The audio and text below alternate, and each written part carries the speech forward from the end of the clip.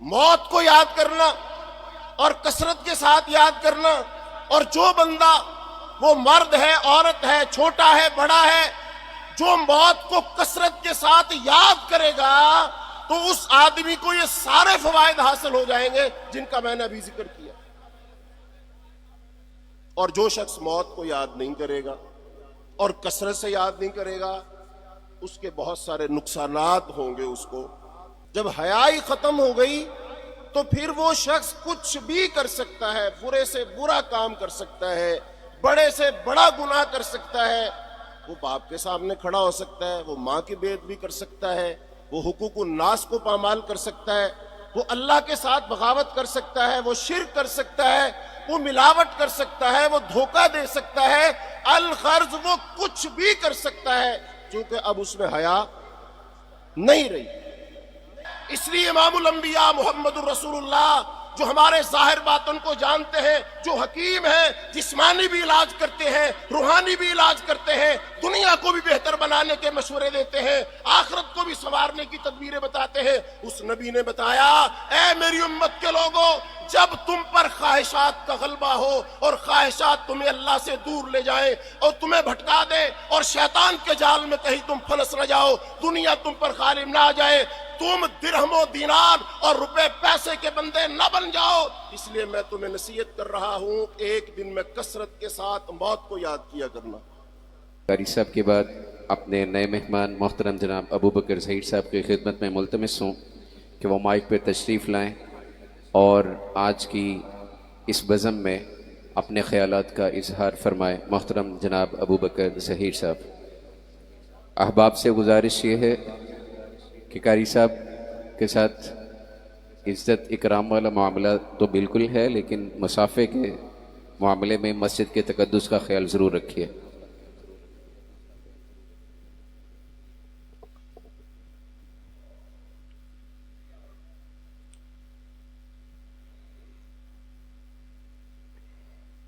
السلام علیکم ورحمۃ اللہ وبرکاتہ۔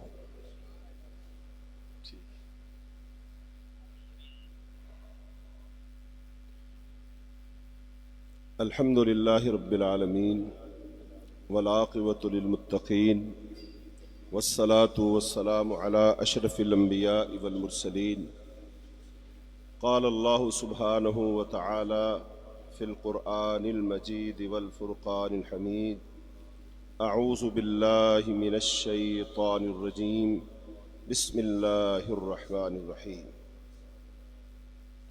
ومن كان يرجو لقاء ربه فليعمل عملا صالحا،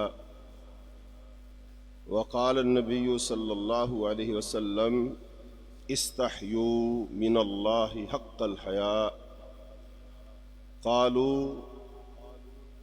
إنا لنستحيي والحمد لله، قال ليس ذاك ولكن استحياء من الله حق الحياء أن تحفظ الرأس وما وعى، وأن تحفظ البطن وما هوى، وتتذكر الموت والبلاء، ومن ترك زينة الدنيا وأراد الآخرة فقد استحيا يعني من الله حق الحياء، او كما قال النبی صلی اللہ علیہ وآلہ وسلم۔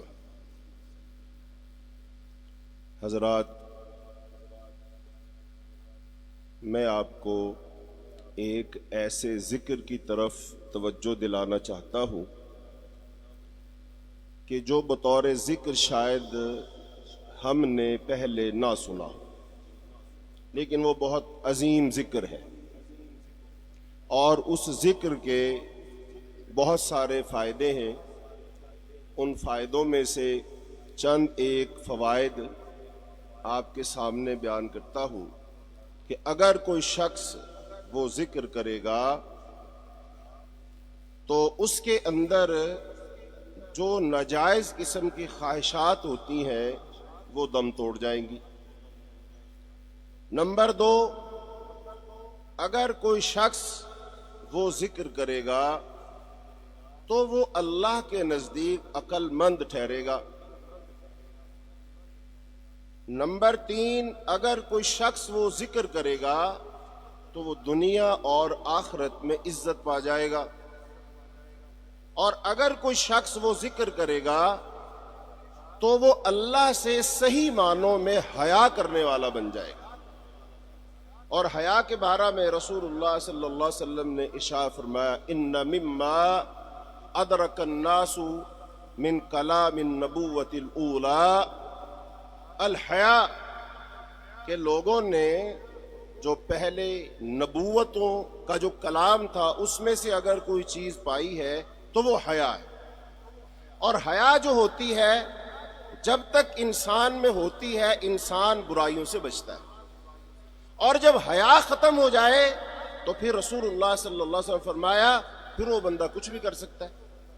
جب حیا ہی ختم ہو گئی تو پھر وہ شخص کچھ بھی کر سکتا ہے، برے سے برا کام کر سکتا ہے، بڑے سے بڑا گناہ کر سکتا ہے، وہ باپ کے سامنے کھڑا ہو سکتا ہے، وہ ماں کی بے ادبی کر سکتا ہے، وہ حقوق الناس کو پامال کر سکتا ہے، وہ اللہ کے ساتھ بغاوت کر سکتا ہے، وہ شرک کر سکتا ہے، وہ ملاوٹ کر سکتا ہے، وہ دھوکہ دے سکتا ہے، الغرض وہ کچھ بھی کر سکتا ہے، چونکہ اب اس میں حیا نہیں رہی۔ تو اب ایسا وہ کون سا ذکر ہے جس ذکر کے اتنے سارے فوائد ہیں؟ تو آؤ اس بارے میں آپ لوگوں کو 4 حدیثیں سناتا ہوں۔ پہلی حدیث، رسول اللہ صلی اللہ علیہ وسلم نے ارشاد فرمایا، اکثروا ذکر حازم اللذات یعنی الموت۔ وہ جو ذکر ہے نا جس کا میں نے ابھی ذکر کیا، فائدے بتائے، اس ذکر کا نام موت ہے۔ وہ سبحان اللہ نہیں ہے، الحمدللہ نہیں ہے، لا الہ الا اللہ نہیں ہے، قرآن پاک کا پڑھنا نہیں ہے، یہ سارے ذکر ہیں اور بہت عظیم ذکر ہیں، ان کے فضائل اپنی جگہ حدیث میں موجود ہیں، لیکن میں جس ذکر کا آپ کے سامنے ذکر کر رہا ہوں اس کا نام کیا ہے؟ موت۔ موت کو یاد کرنا اور کثرت کے ساتھ یاد کرنا، اور جو بندہ، وہ مرد ہے، عورت ہے، چھوٹا ہے، بڑا ہے، جو موت کو کثرت کے ساتھ یاد کرے گا تو اس آدمی کو یہ سارے فوائد حاصل ہو جائیں گے جن کا میں نے ابھی ذکر کیا۔ اور جو شخص موت کو یاد نہیں کرے گا اور کثرت سے یاد نہیں کرے گا اس کے بہت سارے نقصانات ہوں گے اس کو، جن کا ذکر حدیث میں آئے گا۔ پہلی حدیث میں نے آپ کے سامنے پڑھی، فرمایا اکثروا ذکر حازم اللذات، کثرت کے ساتھ ذکر کیا کرو۔ کس چیز کا؟ یہاں پر اس حدیث میں رسول اللہ صلی اللہ علیہ وسلم نے نہیں کہا کثرت کے ساتھ ذکر کیا کرو لا الہ الا اللہ کا، کثرت کے ساتھ ذکر کیا کرو سبحان اللہ کا، کثرت کے ساتھ ذکر کیا کرو سبحان اللہ و بحمدہ سبحان اللہ العظیم کا، کثرت کے ساتھ ذکر کیا کرو لا حول ولا قوت الا باللہ کا۔ یہ ذکر اپنی جگہ بہت عظیم ہے، لیکن اس حدیث میں آپ صلی اللہ علیہ وسلم نے فرمایا اس چیز کا کثرت کے ساتھ ذکر کیا کرو جو لذتوں کو توڑ دینے والی ہے، جو خواہشات کو توڑ دینے والی ہے، یعنی الموت، یعنی موت کو کثرت سے یاد کیا کرو۔ انسان سے اکثر و بیشتر گناہ کروانے والی چیز کیا ہوتی ہے؟ خواہشات۔ کیا ہوتی ہے؟ خواہشات۔ یہ خواہشات کی کثرت ہو جائے، خواہشات زیادہ ہو جائیں، یہ خواہش، وہ خواہش، مال کی خواہش، زمین کی خواہش، امیر ہونے کی خواہش، گھر بنانے کی خواہش، گاڑی خریدنے کی خواہش، بھئی جائز طریقے سے، حلال طریقے کے ساتھ ہو تو کوئی بات نہیں، لیکن جب یہ خواہش صرف خواہش بن جاتی ہے اور انسان اپنی خواہش کو پورا کرنے کے لیے حلال و حرام کی تمیز نہیں کرتا، جائز و ناجائز کی تمیز نہیں کرتا، صرف اپنے من میں وہ اپنی خواہش کی تکمیل کی دھن سوار کر لیتا ہے، اور صرف اس نے پھر ایک گھر بنانا ہے، چاہے ظلم کر کے بنائے، چاہے رشوت لے کر کمائے، چاہے دوسروں کا مال ہڑپ کر کے بنائے، لیکن اس نے گھر بنانا ہے۔ لہذا یہ جو خواہش ہے، یہ خواہش اس کو برباد کر دے گی، اللہ سے دور کر دے گی، شیطان کے ہتھے چڑھ جائے گا یہ بندہ، صراط مستقیم سے بھٹک جائے گا یہ، اور یہ قرآن پاک اس آیت کا مصداق بن جائے گا، الہاکم التکاثر حتی زرتم المقابر، کہ مال کی کثرت نے تمہیں بہت مصروف کر دیا حتیٰ کہ تم نے قبروں کی زیارت کر لی۔ انسان ایسا مصروف ہو جائے گا. تو اس لیے ایسی تمام خواہشوں کو توڑنے والی چیز کیا ہے؟ موت ہے. اس لیے امام الانبیاء محمد الرسول اللہ جو ہمارے ظاہر باطن کو جانتے ہیں، جو حکیم ہیں، جسمانی بھی علاج کرتے ہیں، روحانی بھی علاج کرتے ہیں، دنیا کو بھی بہتر بنانے کے مشورے دیتے ہیں، آخرت کو بھی سنوارنے کی تدبیریں بتاتے ہیں، اس نبی نے بتایا اے میری امت کے لوگوں، جب تم پر خواہشات کا غلبہ ہو اور خواہشات تمہیں اللہ سے دور لے جائیں اور تمہیں بھٹکا دے اور شیطان کے جال میں کہیں تم پھنس نہ جاؤ، دنیا تم پر غالب نہ آ جائے، تم درہم و دینار اور روپے پیسے کے بندے نہ بن جاؤ، اس لیے میں تمہیں نصیحت کر رہا ہوں ایک دن میں کثرت کے ساتھ موت کو یاد کیا کرنا. کثرت کے ساتھ موت کو یاد کرنا. اس کا فائدہ ہوگا یہ خواہشات کنٹرول میں رہیں گی. خواہشات کا جو بے لگام گھوڑا ہے اس کو لگام ڈال دو گے. یہ جو بھینسا اور مضبوط تکڑا بیل ہے نا، اس کو نتھ ڈال دے گی. یہ موت کا کثرت کے ساتھ ذکر کرنا. اس لیے بھائیوں، کثرت کے ساتھ موت کو یاد کرنا. خواہشات محدود ہو جائیں گی، خواہشات کو لگام ڈال دی جائے گی، اور جب خواہشات ختم ہو گئیں تو پھر گناہ کے امکان کم سے کم ہو جائیں. اور روزہ بھی یہی سکھاتا ہے. اللہ تعالیٰ نے جو روزہ رکھوایا ہم سے پورا مہینہ، اگر آپ دیکھیں گے تو روزہ بھی اسی چیز کے گرد گھومتا ہے.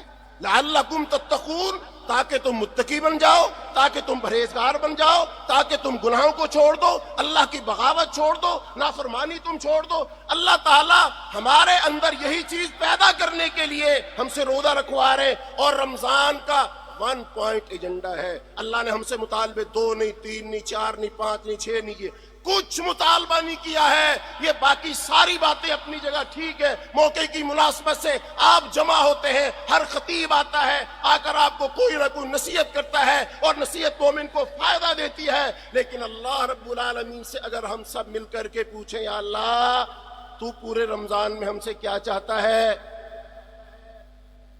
تو اللہ تعالیٰ صرف ایک بات بتاتے ہیں کہ میں تیرا رب جس نے روزے فرض کیے ہیں، میرا مطالبہ صرف تجھ سے ایک ہے کہ تو متقی بن جا. اللہ نے ایک نہیں کہا تو نمازی بن جا، تو زکاتی بن جا، تو یہ کر لے، تو وہ کر لے، یہ کچھ نہیں کہا.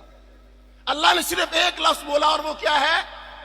لعلکم تتقون، تاکہ تم متقی بن جاؤ. اور متقی کون ہوتا ہے؟ اگر متقی کی اگر بات کریں گے، تھوڑا سا اس لفظ کو کھول لیا جائے تو اس کا لفظی معنی ہوتا ہے بچنا اور بچانا.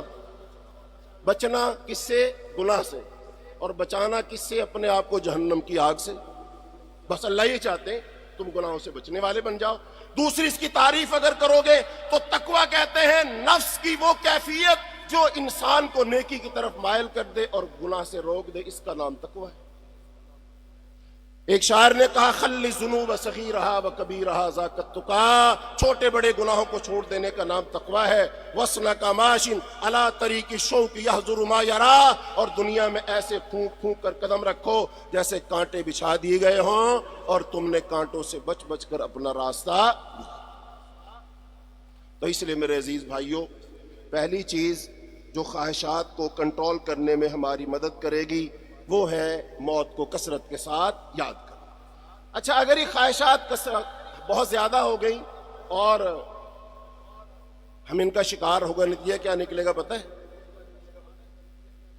قرآن میں اللہ فرماتے ہیں جب خواہشات بہت زیادہ ہو جاتی ہیں، بہت بڑی ہو جاتی ہیں، انسان اپنی خواہشات کا اسیر ہو جاتا ہے، تو پھر اللہ پاک فرماتے ہیں بعض لوگ تو اپنی خواہشوں کے اتنے اسیر ہو جاتے ہیں، اپنی خواہشوں کو اپنی زندگی کا مقصد ہی بنا لیتے ہیں، اپنی خواہش کو پورا کرنے کے لیے وہ جس راہ پر چلتے ہیں، فرمایا افرأیت من اتخذ الہہ ہواہ، کیا تم نے اس آدمی کو دیکھا ہے جس آدمی نے اپنی خواہشات کو ہی اپنا الہ بنا لیا ہے؟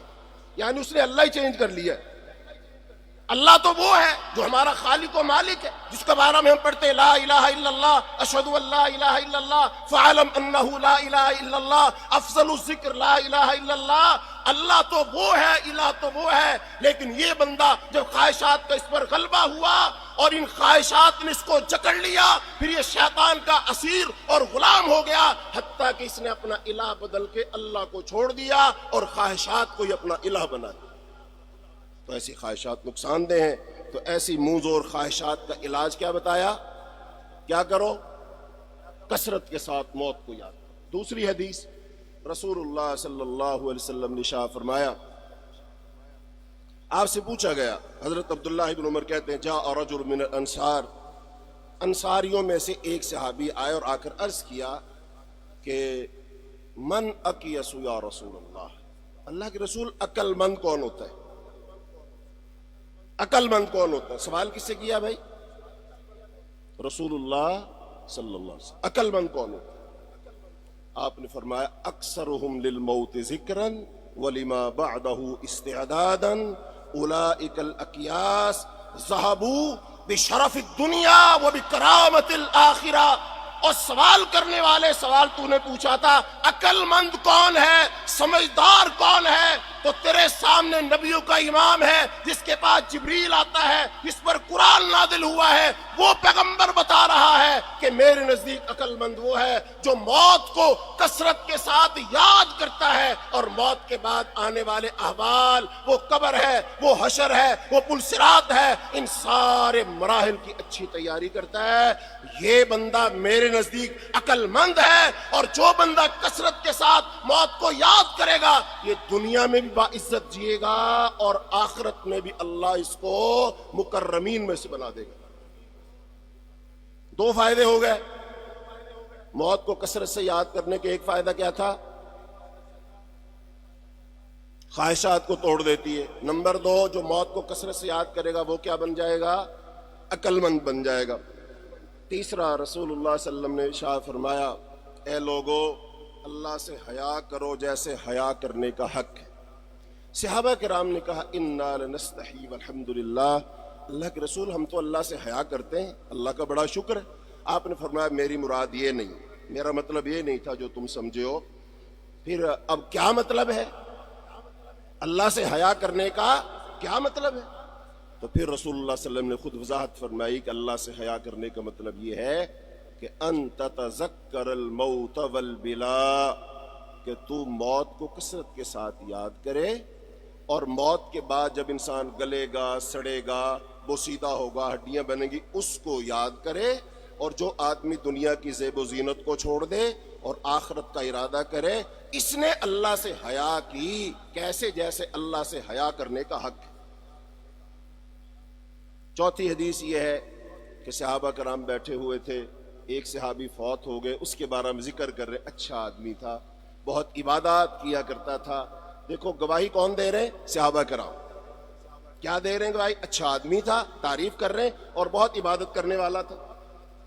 رسول اللہ صلی اللہ علیہ وسلم پاس بیٹھے ہوئے خاموشی سے سن رہے ہیں۔ جب انہوں نے تعریفیں کر لیں، عبادت کا ذکر ہو گیا وغیرہ وغیرہ، پھر آپ صلی اللہ علیہ وسلم نے پوچھا اچھا بھئی اب مجھے اس آدمی کے بارے میں کچھ باتیں بتاؤ۔ پہلا سوال، صحابہ کرام نے اپنی رائے دے دی، یاد رکھیں، اور صحابہ کرام کی گواہیاں ایسی ویسی گواہیاں، وہ اللہ کے چنے ہوئے لوگ ہیں، پسندیدہ لوگ ہیں، سچ بولنے والے، اولئک هم الصادقون، اللہ نے انہیں کہا ہے رضی اللہ عنہم ورضوا عنہ کے وہ درجہ پر فائز ہیں۔ تو کہا اچھا مجھے یہ بتاؤ جس بندے کی تم تعریف کر رہے تھے وہ موت کو کتنا یاد کیا کرتا تھا؟ کثرت کے ساتھ یاد کرتا تھا موت کو؟ صحابہ کرام نے کہا نہیں، لا، موت کو تو کثرت سے یاد نہیں کرتا تھا۔ دوسرا آپ نے پوچھا اچھا بتاؤ اکثر و بیشتر اس نے اپنی خواہشات کو چھوڑ دیا تھا؟ صحابہ کرام نے کہا لا جی، خواہشات کو بھی نہیں چھوڑا تھا۔ آپ صلی اللہ علیہ وسلم نے اس صحابی کے بارے میں پوچھا جس کی صحابہ کرام تعریف کر رہے تھے، اچھا آدمی ہے، عبادت گزار آدمی ہے، یقیناً فرض تو پڑھتا ہی ہوگا، مسجد نبی کا نمازی ہوگا، رسول اللہ صلی اللہ علیہ وسلم کے سامنے اسلام کو، یہ ساری صفات ہوں گی۔ تو آپ نے پوچھا بھی موت کو کثرت سے یاد کرتا تھا؟ کہا نہیں۔ تو آپ نے فرمایا یاد رکھو پھر تمہارا وہ ساتھی اس مقام مرتبے کو نہیں پہنچا جس مقام مرتبے کو تم پہنچے۔ خامی کہاں رہ گئی؟ نماز تو پڑھ رہا ہے، مسجد تو آ رہا ہے، خامی کہاں رہ گئی؟ کس چیز کو نہیں یاد کیا؟ موت کو۔ آخر میں بھی سوال کرتا ہوں اپنے آپ سے، آپ بھائیوں سے، آج کا دن گزرا، صبح سے لے کر شام اب ہو گئی، آج ہم نے کتنا موت کو یاد کیا؟ ایک دفعہ، دو دفعہ، 5 دفعہ، 10 دفعہ، کتنا یاد کیا؟ کہ یاد ہی نہیں آئی؟ اور اگر یاد نہیں آئی یا 2-4 دفعہ یاد کیا تو کثرت تو نہ ہوئی۔ کثرت کیا ہوتی ہے؟ زیادہ، مثلا 100 दफ़ा में से कसरत क्या होगी? 50 दफ़ा 50 दो बराबर बराबर हो गया, दोनों बराबर है, ज़्यादा नहीं है। एक तरफ 55 हो जाए, चलो फिर ज़्यादा है। तो मेरे अजीज़ भाइयों, मौत को कसरत से याद करने का मतलब यही है, हर पल अपनी मौत को याद रखो। उठते बैठते सोते जागते, घर में, दोस्तों में, ऑफिस में काम काज करते हो, अकेले ही अपनी मौत को याद करते रहो। तो ये मौत को कसरत के साथ याद करना हमारी इस्लाह कर देगा, हमसे बगावत ख़त्म कर देगा, शैतानियत को ख़त्म कर देगा, अल्लाह के करीब ले आएगा, तकवा पैदा कर देगा, गुनाह हमसे छुड़वा देगा और हम अल्लाह के अच्छे बंदे बन जाएंगे। दुनिया आखिरत की अल्लाह इज्जत दे देगा, अक्लमंदों में अल्लाह शुमार कर लेगा।